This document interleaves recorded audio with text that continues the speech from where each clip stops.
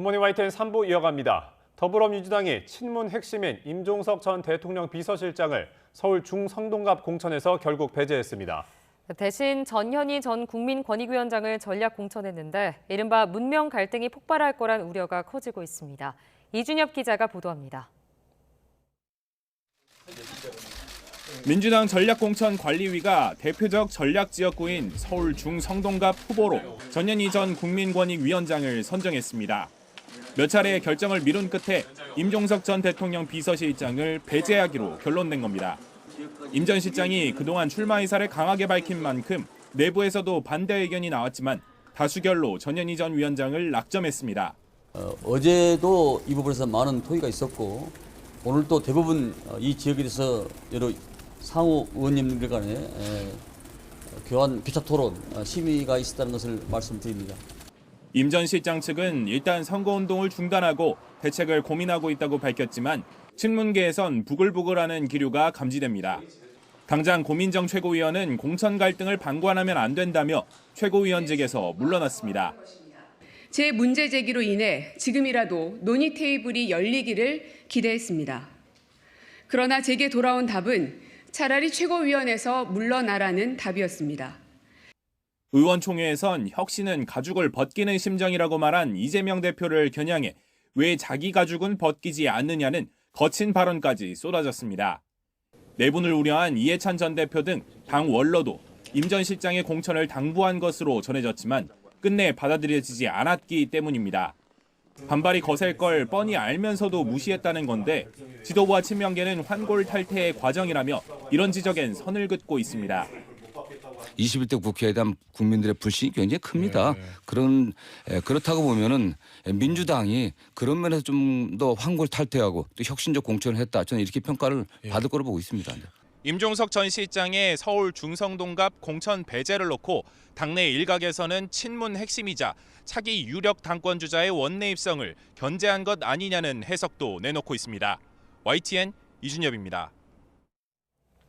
임종석 전 대통령 비서실장에 앞서 컷오프되거나 공천에서 사실상 배제된 민주당 비주류 인사들은 잇따라 당을 떠나고 있습니다. 비명계 집단행동 가능성까지 거론되고 있습니다. 손유정 기자입니다. 공천 실무를 주도하는 조정식 사무총장 지역구 출마를 준비하다가 검증 단계에서 탈락한 김윤식 전 시흥시장이 민주당 탈당을 선언했습니다.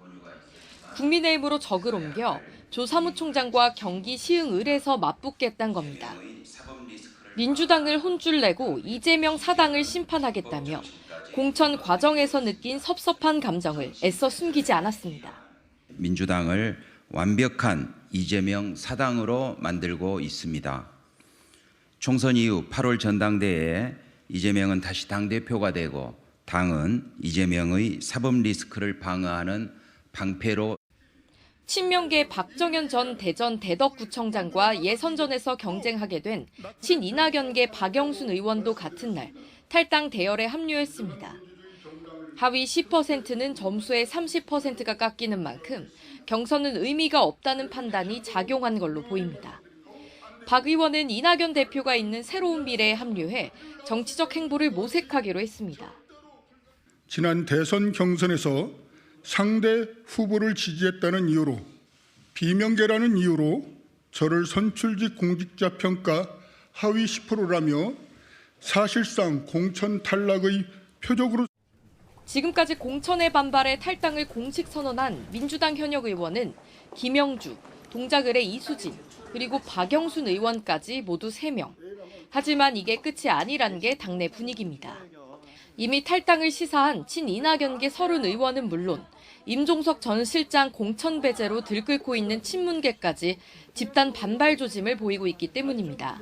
일각에선 진짜 민주당을 표방한 이낙연 대표의 새로운 미래와 접점을 모색할 수 있다는 얘기까지 나오고 있습니다. 추가로 합류할 의원 있을까요?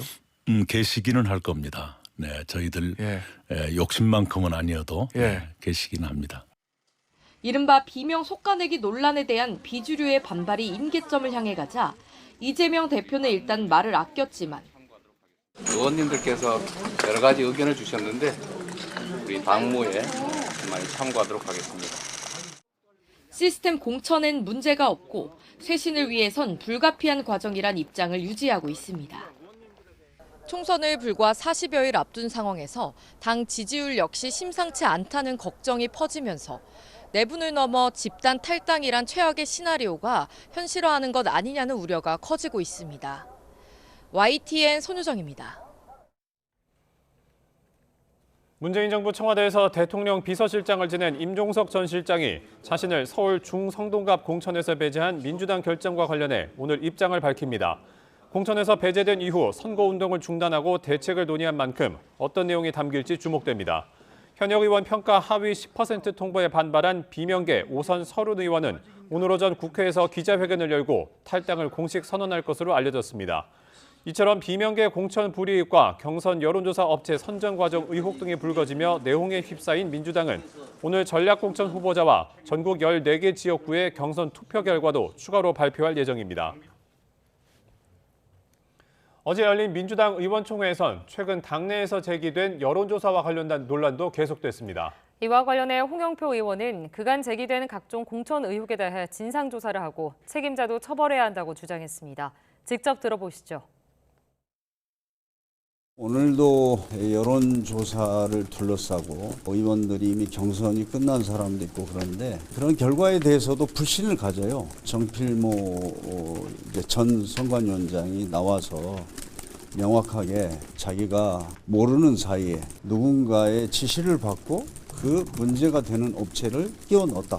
자기는 더 이상 이 공정한 선거 관리를 할 수 없다는 판단에서 그만뒀다라는 얘기를 했지 않습니까? 정체불명의 여론조사를 한 배경, 또 거기에 관련된 사람들의 어떤 책임, 이것을 명확하게 해야 된다. 국민의힘은 비주류 반발로 갈등이 격화되고 있는 더불어민주당의 공천은 이재명 대표의 호위무사에게 하사하는 전리품과 다를 바가 없다고 비판했습니다. 윤희석 선임 대변인은 어제 논평에서 이 대표의 대장동 사건 변호를 맡거나 사법 리스크를 관리한 인물들이 공천 과정에서 특혜를 받고 있다고 주장하며 이같이 밝혔습니다. 이어 이번 총선은 그 무엇도 아닌 이재명 사당화와 이재명 사법 리스크에 대한 심판이 될 거라며 지금이라도 자신의 처신을 돌아보고 반성하길 바란다고 꼬집었습니다. 윤석열 정부 초대 국가보훈부 장관을 지내고 서울 영등포 을에 총선 도전장을 냈던 친윤계 박민식 전 장관이 돌연 당내 경선을 포기했습니다. 여당 공천을 놓고 친윤 불패란 지적이 나오는 상황에서 오늘 발표되는 영남권 등의 경선 결과에 관심이 집중되고 있습니다. 강민경 기자의 보도입니다. 서울 영등포 을에서 총선을 준비하던 박민식 전 장관이 경선 결정 하루 만에 입장문을 냈습니다. 경선을 포기하고 경쟁 상대인 박용찬 전 당협위원장을 지지하겠다는 겁니다. 총선 승리를 위해선 후보를 조속히 확정해야 한다고 밝혔지만 지역에서 오랫동안 기반을 닦은 인사와의 경쟁이 부담됐을 거란 해석도 나왔습니다. 부산 재선 출신으로 격전지 탈환을 앞세워 연고가 없는 지역에 도전장을 냈기 때문입니다. 충남 지역 사선 중진으로 공천 배제, 즉 컷오프 대상으로 거론된 이명수 의원은 이번 총선에 나가지 않기로 했습니다. 국민의힘 총선 승리와 윤석열 정부의 성공을 생각하며 저는 대의 멸치의 길을 선택하고자 합니다. 여당 지역구 현역 의원 가운데 6번째 불출마 선언인데 공천심사에서 탈락해 지역을 잃은 의원은 아직 한 명도 없습니다. 특히 원조 친윤으로 꼽혔던 권성동 의원이 단수 공천을 받고 이원모 전 비서관 등 대통령실 최측근 참모들은 상대적으로 양지에 공천되면서 친윤 불패라는 비판까지 제기된 상황. 지도부는 시스템 공천을 강조하며 경쟁력 있는 후보가 살아남는 거라고 반박했습니다. 제가 안 나가잖아요. 그렇죠? 이기는 공천, 설득력 있는 공천, 공정한 공천이 목표고 지금까지 그렇게 해오고 있다고 생각합니다. 잡음 없지만 쇄신도 없는 무감동 공천이란 지적이 나오는 가운데 시선은 오늘 발표되는 25곳의 경선 결과로 쏠리고 있습니다. 중량감 있는 인사들이 대거 포함돼서입니다. 사선의 김기현 전 대표와 박맹우 전 울산시장이 맞붙은 울산 남을, 오선 주호영 의원과 정상환 전 인권위 상임위원이 나선 대구 수성 갑이 우선 눈에 띄는 지역입니다. 김은혜 전 대통령실 홍보수석과 김민수 대변인이 경쟁하는 경기 분당을 역시 마찬가지입니다. 당 안팎에서 이번 경선 결과가 현역 교체와 인적 쇄신의 가늠자가 될 수 있다는 관측이 나오는 이유입니다. 국민의힘은 대구 경북과 서울 강남권의 빈 곳엔 이른바 국민 공천을 검토하고 있습니다. 지지세가 강한 지역에 국민이 직접 추천한 새로운 인물을 등판시켜 감동 없는 공천이란 비판을 불식하려는 의도로 풀이됩니다. YTN 강민경입니다. 의대 증원에 반대해 사직한 전공의가 10,000명 안팎에 달하는 가운데 정부가 일부 병원에서는 전공의들이 꽤 복귀하고 있다고 밝혔습니다.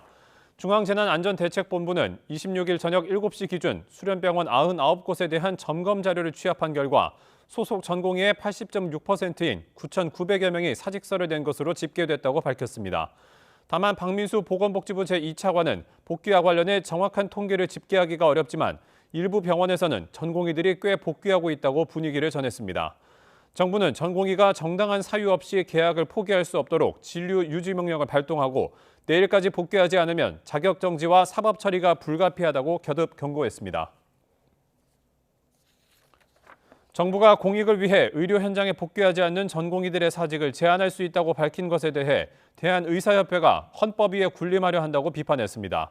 주수호 대한의사협회 비대위 언론홍보위원장은 공익을 위해서 국민의 기본권을 제한하는 것이 헌법에 위반되지 않는 대표적인 국가가 바로 북한이라며 정부의 복귀 압박을 비판했습니다.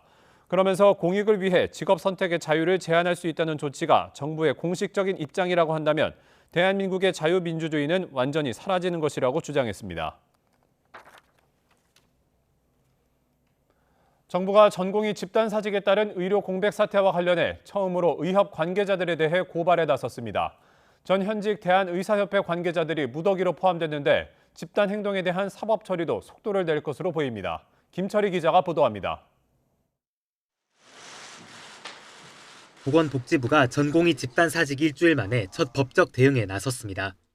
김태구 의협 비대위원장과 이면택 대한소아청소년과 의사회장, 노한규 전 의협회장 등 의협 관계자 5명을 경찰에 고발한 겁니다. 복지부는 이들이 전공의들의 집단 사직을 지지하고 법률적으로 지원함으로써 집단 행동을 교사하고 방조한 것으로 보고 있습니다. 이러한 행위 때문에 전공의들이 소속된 수련병원 업무가 방해받았다는 게 고발 이유입니다. 인터넷에서 단체 행동을 교사하는 선동글 여러 건을 올린 사람들도 이번 고발 대상에 포함됐습니다. 앞서 정부는 전공의들에게 오늘 29일까지 업무에 복귀할 것을 요청하면서 미복귀자에 대한 면허 정지 처분과 함께 사법 절차 진행이 불가피하다고 밝혔습니다. 같은 날 이원석 검찰총장도 의료인이 있어야 할 곳은 현장이라며 복귀하지 않을 경우 법적 조치를 취할 수밖에 없다고 경고했습니다. 지켜지지 않을 경우에는 저희는 의료법에 정해진 절차를 따를 수밖에 없습니다. 그것이 국민의 생명권과 국민의 건강권을 지키는 또 국가의 책무라고 생각을 합니다. 이번 고발을 계기로 정부의 법적 대응이 본격적으로 시작될 거라는 전망이 나오는 가운데 경찰은 사건을 서울경찰청에 배당해 신속한 수사에 나설 예정입니다. YTN 김철입니다. 윤석열 대통령은 국민을 볼모로 집단 행동을 벌이고 국민의 생명과 안전을 위협하는 것은 어떤 명분으로도 정당화될 수 없다고 지적했습니다. 윤 대통령은 어제 청와대 영빈관에서 17개 시도지사와 함께 중앙지방협력회의를 열고 고령화 등 의료 수요 증가에 대비해 국민과 지역을 살릴 마지막 기회라는 절박함으로 의료개혁을 추진하고 있다고 말했습니다. 이어 의대 정원 2,000명 증원은 부족한 의사 수를 채우기 위한 최소한의 규모라며 과학적 근거 없이 직역의 이해관계만을 앞세워 증원을 반대해서는 안 된다고 비판했습니다. 또 지금 의대 정원을 증원해도 10년 뒤에야 의사들이 늘어나므로 더는 미룰 수 없다고 증원 필요성을 재차 강조했습니다. 군 복무 시절 동료 병사를 상대로 추행한 남성이 최근 1심에서 실형을 선고받았습니다. 같은 부대 내에서 벌어진 괴롭힘 신고에 증거를 없앤 간부에게는 벌금형이 내려졌습니다. 이런 피해를 겪은 남성은 이미 제대했지만 여전히 고통에 시달리고 있다고 털어놨습니다. 우종훈 기자의 보도입니다. 지난 2021년 입대한 A씨가 강원 인제군 3군단에서 겪은 일들은 악몽 그 자체였습니다. 동기인 변모 씨는 쉬고 있는 피해자 침대에 올라 신체를 접촉하거나 자고 있는데 손가락을 빠는 등 강제로 추행했습니다. 이유도 모른 채 죽여버린다는 흉기 위협까지 당해야 했습니다. 저녁 후에도 그때 일 생각나서 가위도 많이 눌리거든요. 그래서 한 번 갔다 오는 군대 그냥 멋지게 다녀오고 싶었는데 다 더럽혀진 기분이라. 선임병들의 괴롭힘도 있었습니다. 당시 상병 김모 씨는 위병소 근무를 대신 서라는 부당 지시를 거부하자 다른 병사들이 있는 데서 욕설하고 모욕했습니다. 간부는 사건 무마에만 급급했습니다. 일병이던 피해자가 김상병에게 당한 괴롭힘을 알렸더니 징계위원회 간사이자 행정보급관이던 한모 상사는 피해자가 쓴 자술서를 파쇄해버리고 별다른 조치는 취하지 않았습니다. 행정보호관이 이제 뭐 저를 그냥 예민한 놈, 유별난 놈 정도로 이제만 생각하고 저를 오히려 다른 부대로 내쫓고 싶어 하더라고요. 부대에서 도움을 구할 곳이 없다고 판단해 외부 조직인 군사경찰에 피해 사실을 알리고서야 수사가 진행됐습니다. 군 검찰은 강제추행과 특수협박 등 혐의로 변 씨를 재판에 넘겼고 의정부 지방법원 고양지원은 추행 혐의에 대해 유죄를 인정하고 징역 1년의 실형을 선고했습니다. 다만 검찰과 피고인 모두 1심 결과에 불복해 항소한 상태입니다. 진술서를 없앤 혐의로 재판에 넘겨진 한 상사 역시 죄가 인정돼 지난해 군사법원에서 벌금 300만 원의 약식 명령을 선고받았습니다. 추행 가해자의 계속된 인격모독과 무고죄 주장으로 1심 결과가 나고서야 제보를 결심했다는 피해자. 유죄는 인정됐지만 가해자와 비슷한 인상착의인 사람만 봐도 가슴이 내려앉을 정도로 고통은 계속되고 있습니다. YTN 우종훈입니다. 직원들을 상습 폭행하고 사직서 제출을 강요한 축협 조합장에게 검찰이 실형을 구형했습니다. 검찰은 어제 전주지법 남원지원에서 열린 전북 순정축협 조합장 60대 고모 씨의 결심 공판에서 징역 2년을 선고해달라고 재판부에 요청했습니다. 고 씨는 지난해 4월과 9월 노조에 가입한 직원들에게 사직서를 내라며 자신이 신고 있던 신발과 손발 등으로 폭행을 일삼고 술병으로 위협한 혐의 등으로 구속 기소됐습니다. 고 씨는 구치소에서 동료 수감자에게 한글을 가르치는 등 귀한 교정 시간을 보내고 있다며 선처해달라고 호소했습니다. 서울 강남에서 만취 상태로 운전하다 오토바이 배달 기사를 들이받아 숨지게 한 유명 DJ가 사고 당시 시속 100km로 달리며 속도를 전혀 줄이지 않은 것으로 나타났습니다. 검찰 수사 결과 DJ 안모 씨는 오토바이와 사고를 내기 전 도로 중앙선을 넘어 마주오던 차량을 들이받아 40대 남성을 다치게 한 뒤 달아난 것으로 조사됐습니다. 이어 시속 100km에 달하는 속도로 달리다가 40대 남성이 타고 있던 오토바이를 들이받았고 사고 직전에도 브레이크를 전혀 밟지 않은 것으로 드러났습니다. 범행 당시 안 씨의 혈중 알코올 농도는 0.221%로 면허 취소 수준의 만취 상태로 파악됐습니다.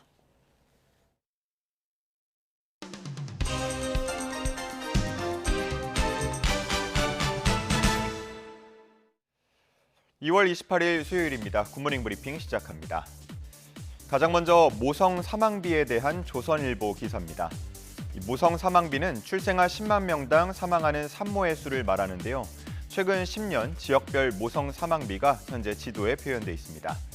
전국 평균은 9.8명이고요. 평균 이하 지역은 중간에 노란색으로, 그리고 평균 이상 지역은 그냥 붉은색으로 표시가 돼 있습니다. 보면 서울이 8명, 부산이 8.3명, 대구 7.9명, 광주 5명 등은 평균보다 낮았고요. 제주 16.8명, 강원 15.4명, 충북 13.8명 등은 평균보다 높았습니다. 기사에서는 이 수치를 외국과도 비교를 해봤는데요. 노르웨이가 2명, 일본과 독일 4명 등 선진국은 모성 사망비가 5명 미만으로 나타났습니다. 한편 카자흐스탄이 13명, 사우디아라비아는 16명으로 집계가 됐는데요. 앞서 본 제주와 강원 등 지역이 이 나라들과 비슷한 수준을 보이고 있습니다. 한편 특정 연도, 특정 지역으로 따지면 위험도는 더 높게 나타났는데요. 2022년 충남이 29.4명, 2020년 대전이 40.1명이었습니다. 이 수치는 스리랑카와 튀니지와 비슷한 수치였습니다. 기사는 이런 비교를 통해서 봤을 때 지방에서 출산하는 여성들이 맞닥뜨린 위험이 잘 드러난다고 평가하고 있습니다. 이렇게 지방의 모성 사망비가 높은 이유로는 근본적으로 산부인과와 대형 병원 등이 수도권에 몰리면서 지방 의료 인프라가 부족하기 때문으로 분석됩니다. 지방에서는 애 낳기가 겁난다라는 말도 나오는데요. 괜히 나오는 소리가 아닌 듯 싶고요. 앞으로 지방 의료 인프라 확충에 대한 대책이 필요해 보입니다. 다음은 동아일보 기사 보겠습니다. 곧 초고령 사회에 들어서는 상황에서 화장터 등 장사시설이 부족해서 이른바 화장절벽이 발생하고 있습니다.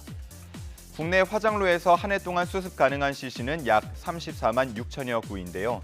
이미 국내 화장 인구가 이 수치에 근접했고 곧 역전될 것으로 보입니다. 지금 그래프가 하나 보일 텐데요. 이 그래프에서 위쪽에 나와 있는 건 연도별 화장자 수를 나타내고 있고요. 아래쪽은 화장로 수를 나타내고 있습니다. 화장을 하는 시신이 급격히 늘고 있는 것과 비교해서 화장로는 더디게 늘고 있는 걸 확인할 수 있습니다. 이대로면 수습 불가능한 시신의 수가 2030년에는 2만 2천여 구, 2040년에는 13만 3천여 구, 2050년에는 27만여 구까지 육박할 것으로 전망됩니다. 당장이라도 화장장 확충이 필요한 상황이라고 볼 수 있겠는데 현재 준공은커녕 착공을 앞둔 화장장도 없기 때문에 문제로 지적됩니다. 화장터 등 장사시설은 대표적인 기피시설이죠. 그렇기 때문에 새로 지을 곳을 찾는 게 쉽지 않습니다. 그래서 참고할 만한 해외 사례도 실려 있었는데요. 먼저 일본 나고야시는 화장장 준공을 위해서 지역 주민들과 2,700여 회에 걸쳐서 대화를 나누고 공원이나 키즈카페 등 선호시설을 함께 짓는 조건으로 주민 동의를 얻어서 화장장을 설치했다고 합니다. 또 벨기에는 인구 30만 명당 화장장 한 곳이라는 기준으로 시설이 한 곳에만 몰리지 않도록 안배하면서 갈등을 해결했다고 하고요. 또 이외 유럽 나라들은 화장로가 1개 또는 2개뿐인 소규모 화장장을 여러 곳 운영하는데 이런 점을 참고해서 각 지자체들이 의지를 갖고 대화로 풀어가려는 노력이 중요하다고 전하고 있었습니다. 다음은 한국일보 기사입니다. 무심한 국선 변호사의 피해자들 나홀로 재판을 거쳤다. 가해자는 대폭 감형이라는 제목입니다. 이 기사는 불법 촬영 피해를 겪은 한 제보자의 경험을 쭉 풀어내고 있는데요. 요약을 해보자면 신고 후에 선임된 피해자 국선 변호사들이 바쁘다고 핑계를 대거나 연락이 잘 닿지 않으면서 변호사를 계속 바꿔야 했고 깜깜이 재판이 진행되는 동안 가해자가 대폭 감형이 되는 등 납득하기 어려운 판결이 이루어졌다고 합니다. 그런데 이와 같은 피해자 국선 변호사와 관련한 문제는 이 제보자만이 느끼는 것은 아니었다고 합니다. 전국 성폭력 상담소 협의회가 220건의 피해자 국선 변호사 이용자를 상대로 물어본 결과 45%가 불성실한 변호사를 만났다고 답했습니다. 절반 가까이는 도움을 제대로 받기 어려웠다는 건데 그 이유로는 높은 비전담 변호사 비율, 미흡한 교육체계, 부실한 처우 등이 꼽혔습니다. 작년 기준 피해자 국선 변호사는 605명이었는데요. 이 중에 전임 변호사는 6%에 불과했습니다. 즉 나머지 94%는 개인 수임 사건도 함께 받고 있기 때문에 온전히 피해자에게 집중하기 어려웠다는 겁니다. 또 현재 보수 체계상 일부 업무는 돈을 받지 못하는 구멍이 있다고 하는데요. 단순히 책임감만으로 발벗고 나서기는 어렵다는 지적도 있습니다. 이에 대해서 법무부 관계자는 재정당국과 함께 처우 개선에 대해서 지속적으로 협의해 나갈 거라고 밝혔습니다. 마지막은 경향신문 기사입니다. 우리 시청자 여러분께서는 몇 개의 OTT를 구독하고 있나요? 최근 통계에 따르면 1인당 평균 2.3개 정도를 구독한다고 하는데 하지만 스트림플레이션이라는 말이 나올 정도로 구독료가 급증하면서 이용자의 부담이 커지고 있습니다. 그래서 일부 소비자들은 조금이라도 저렴하게 이용하고자 낮은 가격의 계정을 공유해준다는 상품들을 구매하곤 하는데요. 관련 피해 사례 최근 급증하고 있습니다. 피해 유형으로는 계약 변경이나 불이행이 80%로 가장 많았고요. 운영을 중단하거나 연락이 닿지 않는 경우도 13%나 있었습니다. 일부 사이트들은 1년 이용권이라고 해서 판매하고서는 몇 달 지나지 않아서 서비스를 일방적으로 해제하고 잠적하는 경우도 있었습니다. 불법 판매 사이트는 적발이 되면 운영이 중단되지만 여전히 일부 영업을 이어가는 곳도 있다고 해서 주의가 필요합니다. 이런 업체들은 비정상적인 경로를 통해서 계정을 공유하는 경우가 많기 때문에 언제든 피해가 발생할 수 있다는 점 염두에 둘 필요가 있겠습니다. 2월 28일 아침 신문 살펴봤습니다. 지금까지 굿모닝 브리핑이었습니다.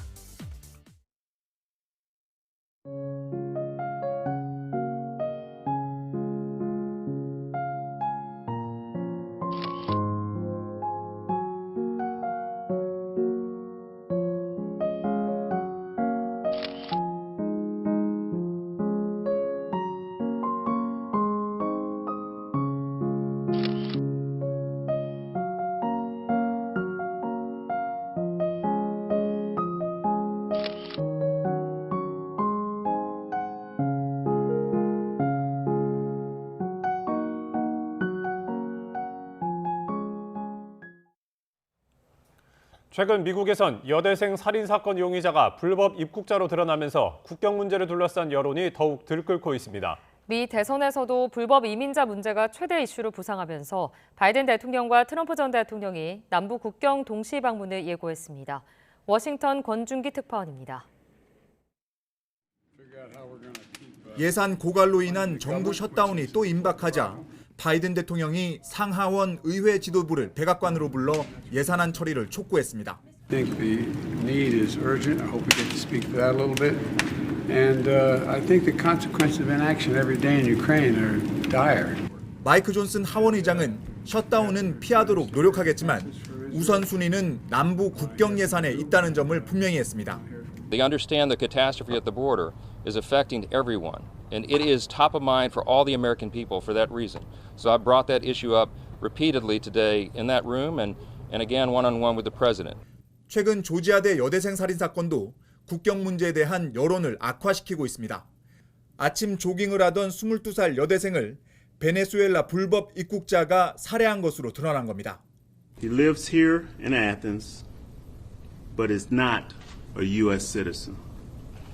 He has been charged with the following: malice murder, felony murder. 국경 문제가 미 대선 최대 이슈로 부상하자 바이든 대통령과 트럼프 전 대통령이 나란히 텍사스 국경 방문에 나서기로 했습니다.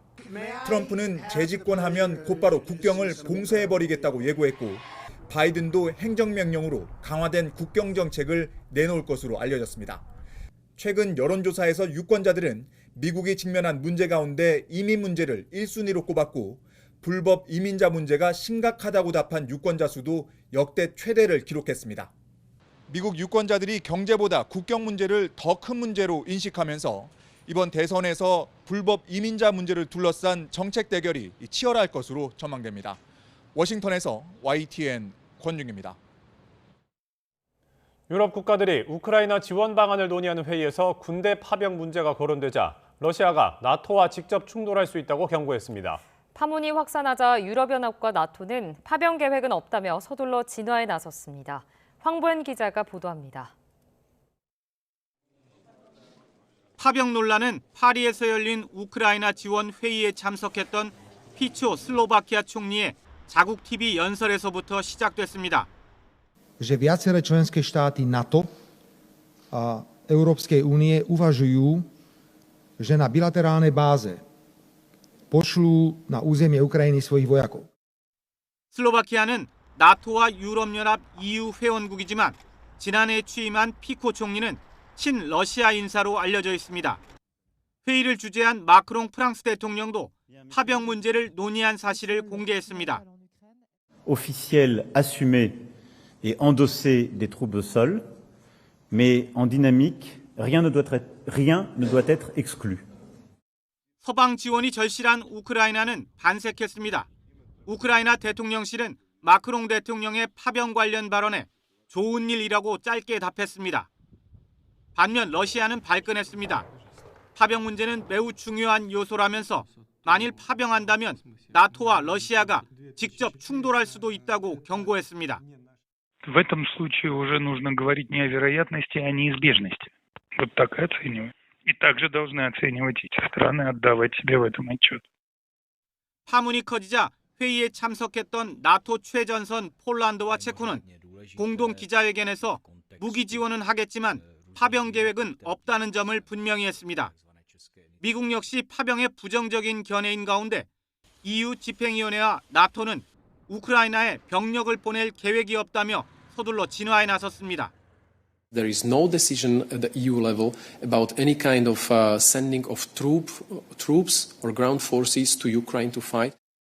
나토 주요국이 앞다퉈 손사래를 치는 상황에서도 마크롱 대통령은 여전히 파병 가능성을 띄우며 반응을 살피고 있습니다. 하지만 나토의 파병 결정은 회원국 만장일치의 지지가 필요한 만큼 당장 현실화 가능성은 거의 없어 보입니다. YTN 황보현입니다.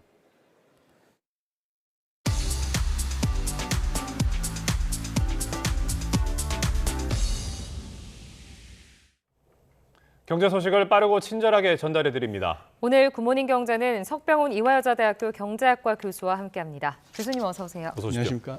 자, 교수님, 오늘은 좀 반도체 얘기를 좀 해보겠습니다. 어제 삼성전자가 이제 업계 최초로 36GB HBM3E, 이제 이름도 생소한데 12단 적층 D램 개발에 성공했다고 밝혔습니다.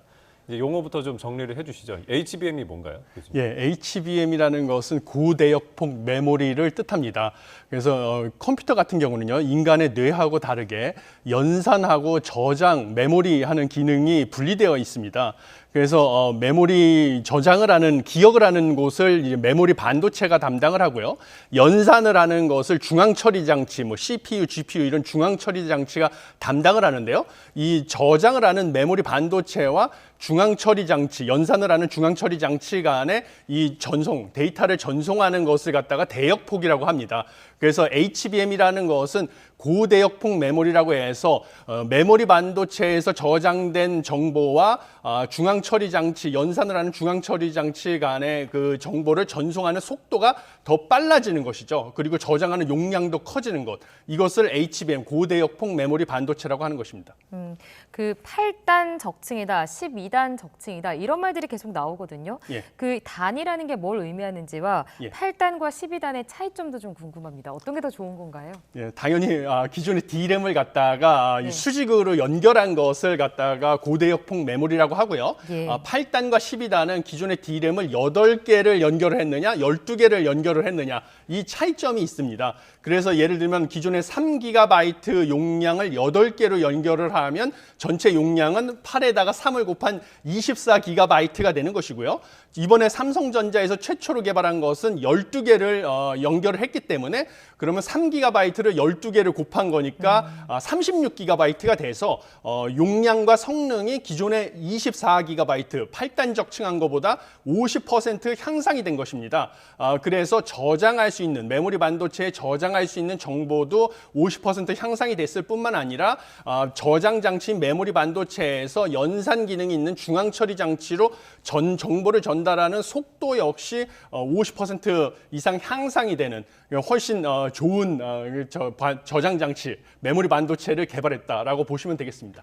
자, 그런데 이제 개발에 성공한 지 아직 양산까지는 이르진 못한 거잖아요. 이제 예. 양산에도 이렇게까지는 좀 과정이 지난할 것 같은데 좀 어떻게 보십니까? 예, 지금 삼성전자 지금 주장에 따르면요, 현재 새로 개발한 것을 갖다가 샘플을 고객사들에게 보내고 있고요.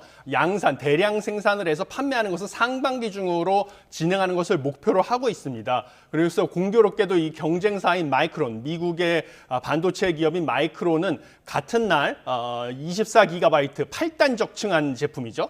8단 적층한 제품을 대량 양산해서 엔비디아에 납품을 한다라고 밝혔습니다. 그래서 우리나라 본격적으로 지금 SK 하이닉스와 삼성전자와 공급 경쟁을 하겠다라고 지금 선언을 한 상황입니다.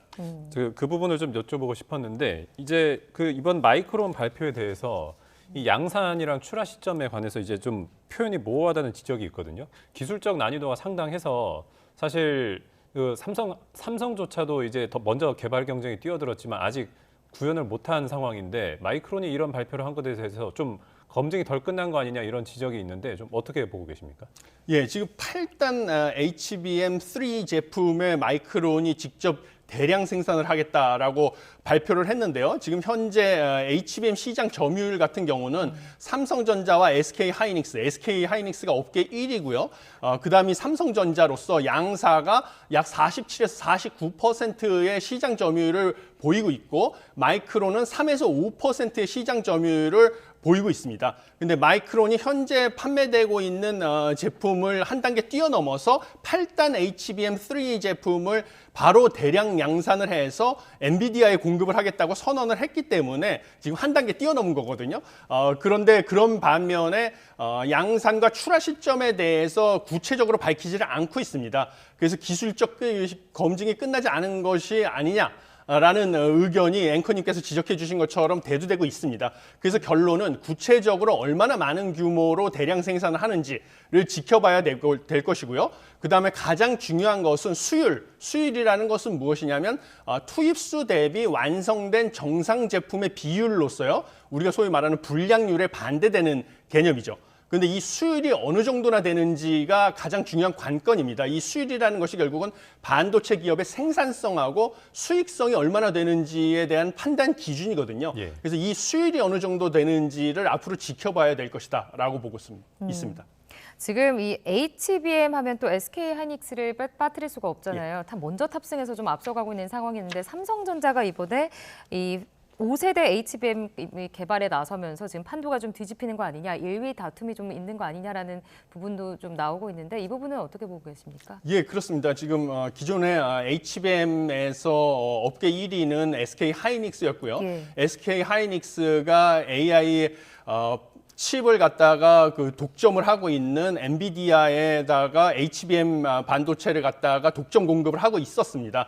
그런데 지금 삼성전자가 업계 최초로 차세대 HBM인 12단 적층한 HBM3E를 먼저 개발했다고 발표를 하면서 이 12단 HBM3E 같은 경우는요, 지금 아까 말씀드린 것처럼 기존의 제품에 비해서 저장 용량뿐만 아니라 이 데이터 전송 속도도 50% 이상 향상이 됐기 때문에요. 지금 AI 서버에 있어서 그 GPU 사용량, 중앙 처리 장치 사용량이 줄어들어서 기업들의 비용 절감에 효과가 있는 그런 장점이 있습니다. 그래서 삼성전자가 이런 경쟁 업체들보다 기술력이 앞섰다라는 것을 입증을 했고요. 이런 앞선 기술력을 바탕으로 삼성전자는 이제 12단을 넘어서 16단 HBM4 제품에 대해서 개발에 착수를 하겠다라고 이미 선언을 했습니다. 이런 것을 바탕으로 봤을 때는요, 지금 SK 하이닉스 역시 이런 기술 격차를 줄이기 위해서 추가적인 투자를 하고 연구 개발을 하지 않으면 지금 HBM 시장에서의 판도가 바뀌는 게 불가피하다. 그리고 후발 업체였던 마이크론 역시 지금 미국에서 자사 반도체 기업에 대해 육성하기 위한 정부 차원에서의 지원이 지금 크게 추진되고 있기 때문에 추격이 만만치 않아서요. 지금 SK 하이닉스도 많은 지금 투자와 연구 개발이 필요한 상황입니다. 자, 일단은 HBM 기술력 부문에서는 SK 하이닉스가 가장 먼저 치고 나간 상황이고, 그런데 이제 삼성전자가 이제 지난해 4분기 디램 점유율 45.7%를 기록했다고 해요. 이게 2016년 3분기 48.2% 이후로 가장 높은 수치라고 하는데, 이 고대역폭 메모리 HBM 이제 기술 경쟁이나 수주 경쟁에서는 밀리고 있는데, 이렇게 좀 디램 점유율 1위를 기록한 배경 어디에 있다고 보십니까? 예, 삼성전자가 원래 그 디램에서는 사실 업계 1위였습니다. 디램에서는 원래 업계 1위였고요. 그 다음에 2위가 SK 하이닉스였죠.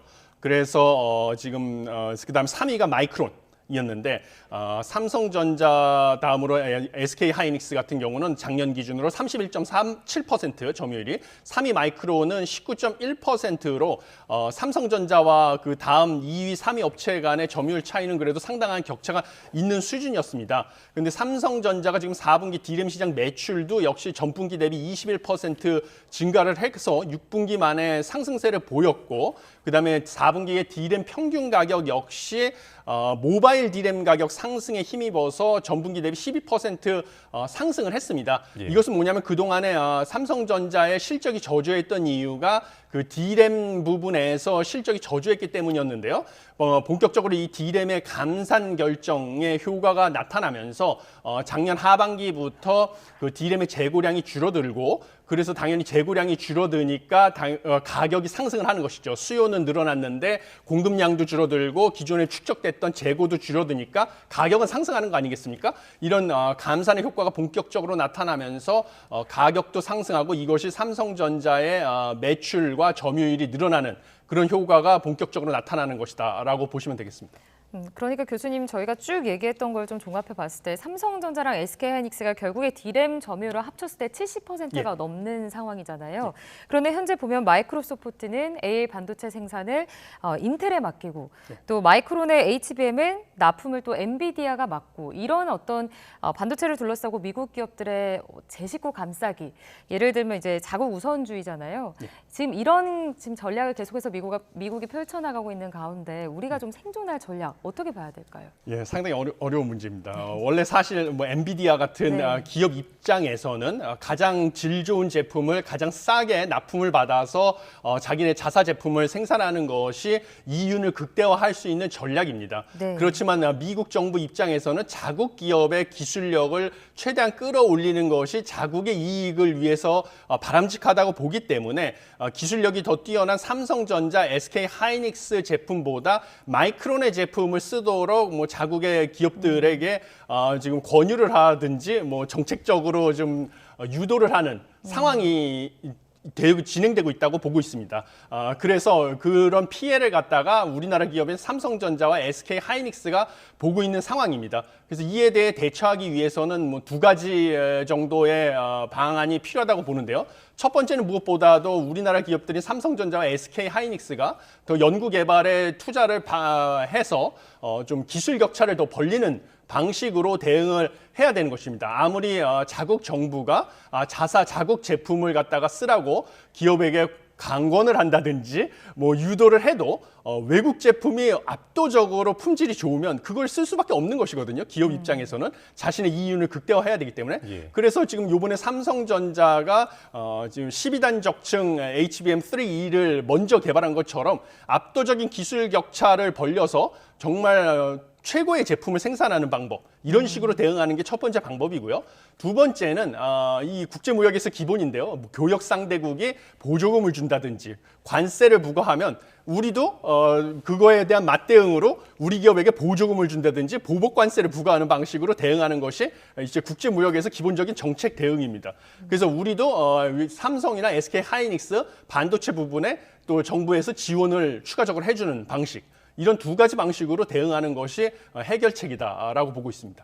자, 이제 SK 하이닉스가 HBM을 독점 공급하는 엔비디아의 그 AI 반도체. 이제 AI 칩 독점 문제가 좀 계속 가시가 되고 있어서 이제 뭐 앞서 오픈 AI의 샘 올트먼에 이어서 마크 저커버그 메타 플랫폼스 CEO도 이제 방한을 했잖아요. 이제 오늘 이제 이재용 삼성전자 회장과 만날 예정인데 어떤 이야기가 오갈 것으로 보십니까? 예, 지금 마크 저커버그 같은 경우는 메타가 삼성전자와 AI 부분의 협업을 추진 중에 있습니다. 그래서 메타가 현재 개발하고 있는 대규모 언어 모델 라마3 구동에 필요한 추론용 칩을 삼성전자 파운드리가 위탁 생산하는 방안을 협의할 것으로 보입니다. 그리고 이제 증시 얘기도 좀 해봐야 될 것 같은데 어제 이제 아까 언급한 마이크론의 이제 HBM3 양산 소식이 좀 전해지면서 SK 하이닉스 주가가 좀 급락을 했었거든요. 뭐 하지만 그럼에도 불구하고 SK 하이닉스가 주가가 고공행진을 이어왔잖아요. 그에 반해 이제 삼성전자 주가는 좀 횡보를 하는 모습이었는데 이제 좀 탄력을 다시 받기 위해서는 좀 어떤 계기가 필요하다고 보십니까? 예, 지금 그동안에 사실 삼성전자 같은 경우는 전 세계적으로 엔비디아가 주도를 해서 그 AI 반도체, AI 열풍에 따라서 AI와 관련된 업종들, 그다음에 거의 AI 기업에다가 HBM을 납품하는 SK 하이닉스와 관련된 연관 기업들의 주가가 급등을 해왔었습니다. 그런데 유독 삼성전자만 지금 주가가 거꾸로 가는 그런 상황이었습니다. 그래서 지금 주가를 보면 2024년 1월 대비 지난 한 달간 SK 하이닉스 같은 경우는 주가가 추세적으로 상승을 했지만 삼성전자 같은 경우는 주가가 그렇게 상승하는 모습을 보이지 않았었거든요. 근데 기본적으로 그러한 이유는 삼성전자가 메모리 반도체 부분의 실적이 좀처럼 그렇게 빠르게 회복하지 않았던 측면이 있었고요. 그다음에 HBM에서는 SK 하이닉스가 업계 1위로 엔비디아의 그동안에 HBM을 독점적으로 공급을 해서 삼성전자가 소외돼 있었고, 그래서 뭔가 여러 그 투자자들에게는 AI 반도체 랠리에서는 삼성전자는 좀 소외된 것이 아니냐라는 이런 낙인 효과, 이런 요인으로 삼성전자가 좀 이런 AI 랠리에서 소외돼 있었던 측면이 있었습니다. 그래서 삼성전자가 앞으로 이 주가가 뭔가 7만 전자죠, 지금. 그래서 8만 전자가 되기를 기대하는 투자자분들이 많을 텐데요. 여기 획기적인 모멘텀이 찾아오려면 이번에 그 HBM 12단 적층한 차세대 HBM을 개발을 했는데 이것을 좀 양산에 접어드는 상반기에 양산에 접어들어서 HBM 시장에서 점유율이 획기적으로 개선이 됐다. 라는 소식이 들어오게 되면 이게 정말 좀 추가적인 모멘텀이 될 것이다라고 저는 보고 있습니다. 그래서 한 상반기 말 정도 양산 소식, 12단 적층한 HBM의 양산 소식이 전해졌을 때 좀 주가가 획기적으로 상승하지 않을까 이렇게 보고 있습니다. 알겠습니다. 자, 뉴욕 증시 상황도 이어서 좀 짚어보도록 하겠습니다.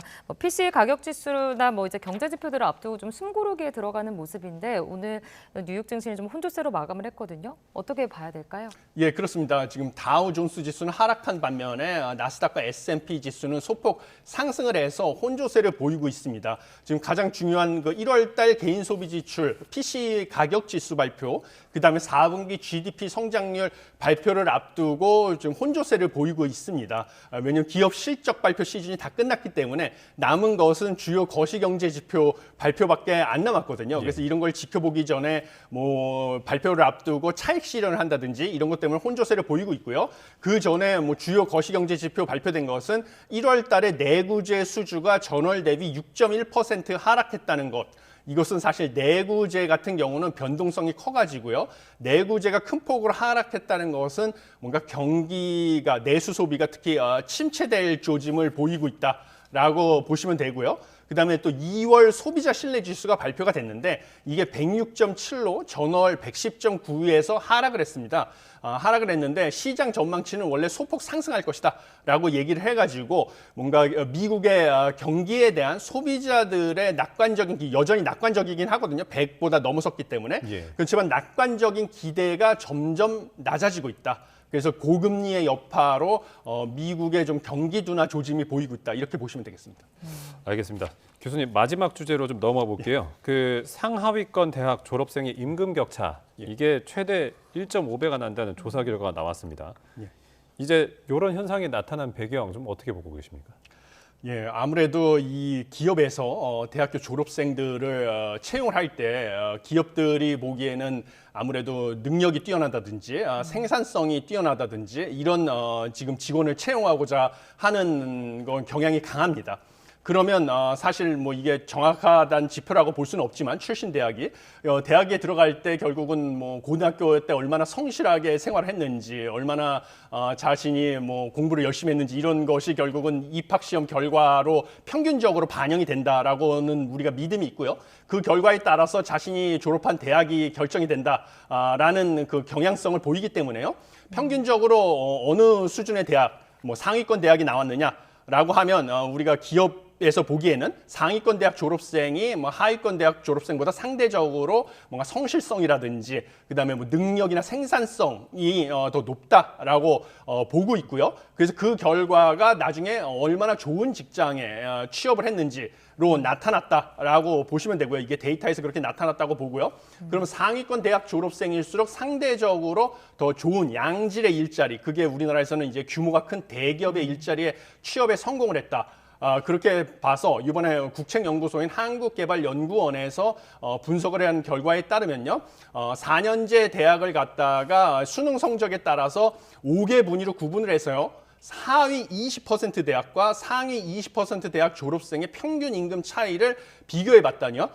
지금 25세 때부터 이제 59세 때까지 비교를 했더니 그 임금 격차가 사회 초년생이 25세 때는 25%였는데 지금 40세 때는 51%로 가장 크게 벌어지고요. 그다음에 은퇴 시점이 가까워질 때는 이제 임금 피크제를 적용하는 기업들도 많기 때문에 임금 격차가 점점 줄어들어서 1% 가까이 줄어든다라는 연구 결과가 나왔습니다. 그런데 사실 이 경력이 쌓임에 따라서 임금 격차가 벌어지는 것은 너무나 당연한 현상입니다. 경제학에서 봤을 때. 왜냐하면 좋은 직장에 취직을 하면요.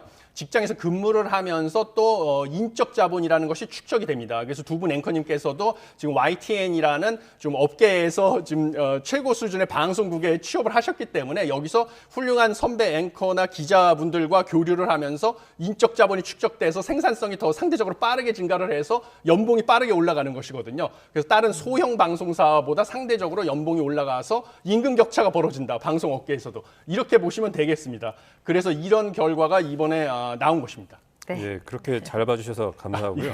네, 알겠습니다. 이제 마지막 좀 짧게 좀 여쭤봐야 될 것 같은데 방금 대기업 일자리에 관해서 좀 경향성을 얘기해 주셨는데 이제 OECD 기준 대기업 이상이 전체 일자리에서 차지하는 비중이 14%로 최하위로 나타났다고 해요. 이게 좀 제조업 중심의 일자리 아니면 업무 자동화 이런 거에 영향이 좀 있다고 봐야 됩니까, 교수님? 지금 이게 보시면 우리나라가 결국은 이게 보시면 지금 청년들이 원하는 대기업 일자리에 취직을 한 상위권 대학 위주로 대기업 일자리에 취직을 한 사람들이 임금도 빠르게 상승을 하고요. 그다음에 더 높은 수준의 임금을 받게 된다라는 연구 결과가 나왔고요. 그러면 결국 우리나라가 봤을 때 OECD 회원국 중에서 250인 이상의 고용원이 있는 대기업의 비중이 최하위다라는 연구 결과가 나왔는데 여러 가지 원인이 있겠지만요. 지금 한 가지 원인으로 보고서에서 지적된 것은 기존의 우리나라의 정책이 중소기업을 지나치게 많이 지원을 하다 보니까 소위 말하는 기업들에게도 피터팬 신드롬이라는 것이 있는 게 아니냐라는 것이 지적이 됐습니다. 피터팬 신드롬이라는 것이 뭐냐면 중소기업이 많은 정부 지원과 혜택을 받다 보니까 어느 정도 기업이 성장을 했으면 중견기업으로 도약을 해야 되는데요. 중견기업이 되게 되면 중소기업으로서 받던 지원과 혜택이 사라지지 않습니까? 그러니까 그걸 원하지 않고 중소기업으로 남기를 원하는 것이죠. 그래서 이 중소기업 지원 정책에 대해서 좀 더 재검토가 필요하다. 그래서 어느 정도 중소기업으로서 경쟁력이 생기면 중견기업을 거쳐서 대기업으로 도약할 수 있게 정책의 스킴을 갖다가 재조정할 필요성이 있다라고 보시면 되겠습니다. 알겠습니다. 오늘 굿모닝 경제는 여기까지 듣겠습니다. 지금까지 석병훈 이화여자대학교 경제학과 교수 모시고 이야기 나눠봤습니다. 교수님 고맙습니다. 고맙습니다.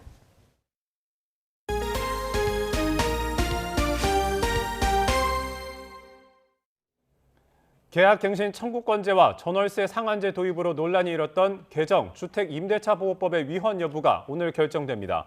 헌법재판소는 오늘 오후 2시 주택임대차보호법 제6조의 3등에 대한 헌법소원 심판 선고기일을 엽니다. 지난 2020년 개정된 주택임대차보호법이 시행되면서 세입자는 임대인에게 추가 2년 계약 연장을 요구할 수 있게 됐고 임대인은 실거주 사정 등이 없으면 이를 받아들여야 합니다. 또 전월세 상한제에 따라 전세와 월세 인상률이 5% 이내로 제한됐는데 임대인들은 법 개정으로 재산권이 침해됐다며 헌법 소원 심판을 청구했습니다. 임신 32주 이전에 태아 성별을 부모에게 알려주는 행위를 금지한 의료법 조항의 위헌 여부가 오늘 결정됩니다. 헌법재판소는 오늘 오후 2시 의료법 제20조 2항에 대한 헌법 소원 심판 선고기를 엽니다. 이 조항은 임신 32주 이전까지는 의료진이 부모 등에게 태아의 성별을 알려주면 안 된다고 정하고 있습니다. 지난 2008년 헌법재판소는 임신 기간 내내 태아 성별 감정을 금지한 의료법 조항에 대해 헌법 불합치 결정을 내렸습니다. 축구협회가 황선홍 올림픽 대표팀 감독을 축구대표팀의 임시 감독으로 선임했습니다. 황 감독은 다음 달 열리는 태국과의 월드컵 2차 예선 2연전을 지휘하게 됩니다. 양시찬 기자입니다. 축구협회가 선택한 축구대표팀 임시사령탑은 황선홍 23세 이하 대표팀 감독입니다. 다음 달 월드컵 2차 예선까지 황 감독에게 성인 대표팀과 올림픽 대표팀을 둘 다 맡기는 겁니다. 지난 16일 클린스만 감독이 경질된 지 11일 만에 내린 전력강화위원회의 첫 결정입니다. 협회 소속 지도자이고 아시안게임 우승으로 최근 성과도 보여줬으며 국제대회 경험, 아시아 축구에 대한 이해도 또 갖췄다는 점입니다. 애초 전력강화위원회는 바로 정식 감독을 선임하기로 의견을 모았다가 다시 임시 감독 체제로 가는 쪽으로 방향을 바꿨습니다. 다음 달 월드컵 2차 예선 전에 감독을 선임하기에는 시간이 부족한 데다 일부 K리그 감독들이 물망에 오르면서 팬들의 질타를 받은 점도 고려됐습니다. 국민들의 지지와 응원을 받을 수 없고 제대로 된 리더십을 발휘할 수 없다면 방향을 바꾸는 게 맞다는 의견이 나왔습니다. 일단 모양새는 갖췄지만 우려도 적지 않습니다. 비록 최종 예선은 아니지만 한국 축구 사상 처음으로 겸임 감독이 월드컵 예선을 치르게 돼 부담감이 적지 않고 이 시기 올림픽팀도 사우디 암만에서 열리는 친선 대회에 참여하는 일정을 소화해야 합니다. 이 대회가 바로 다음 달인 4월 진행되는 올림픽 최종 예선의 마지막 시험대라는 점도 우려를 키우는 대목입니다. 우선 월드컵 2경기를 치르는 동안 황 감독은 성인 대표팀에 집중하고 같은 기간 치러지는 올림픽팀의 친선 대회는 황 감독 없이 현 올림픽팀 코치진이 지휘합니다. 또 4월 올림픽에서는 다시 황 감독이 팀에 복귀해 지휘할 예정입니다. 코치들과 긴밀하게 협의해서 우리가 4월달 예선을 치르는데 부족함이 없이 준비할 것이고요.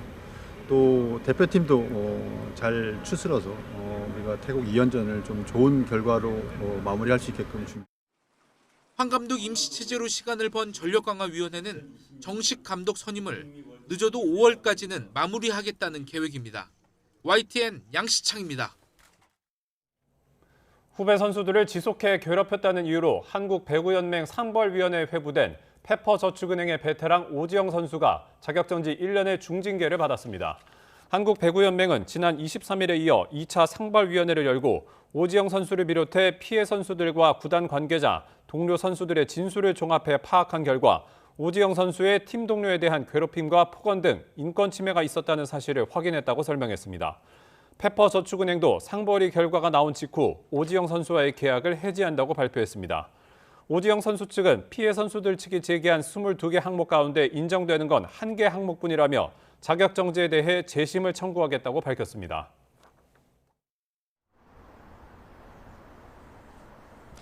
(2월의) 끝자락에서 봄과 겨울의 힘겨루기가 계속되고 있습니다.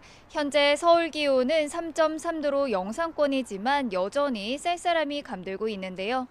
다행히 한낮에는 서울 기온이 9도 선까지 오르는 등 초봄처럼 온화한 날씨를 보이겠습니다. 하지만 낮 기온이 이렇게 오르는 만큼 일교차가 10도 안팎으로 크게 벌어지고 있으니까요. 환절기 옷차림에는 각별히 주의하셔야겠습니다. 오늘도 전국적으로 하늘에는 구름만 많이 지나겠습니다. 미세먼지 농도도 좋음에서 보통 수준으로 대기질도 양호하겠습니다. 오늘 아침 중부지방은 어제보다 조금 높은 기온으로 출발하고 있지만 남부지방은 어제보다 기온이 낮은데요. 현재 서울 기온은 3.3도, 대구는 영하 2.3도를 나타내고 있습니다. 한낮에는 서울이 9도, 부산 13도까지 올라서 예년과 비슷하거나 조금 더 높겠습니다. 내일은 충청 이남지방에 비나 눈이 내리겠고 이후 꽃샘추위가 찾아오겠는데요. 3일절에는 서울의 아침 기온이 영하 5도, 토요일에는 영하 6도까지 뚝 떨어질 전망입니다. 또 내일까지 동해안 지역을 중심으로는 너울성 파도까지 높게 일겠는데요. 해안가 접근을 자제하는 등 안전사고에 주의하셔야겠습니다. 지금까지 YTN 신미림입니다. 굿모닝 YTN 마칩니다. 잠시 후 뉴스라이더가 방송됩니다. 시청해주신 여러분 고맙습니다.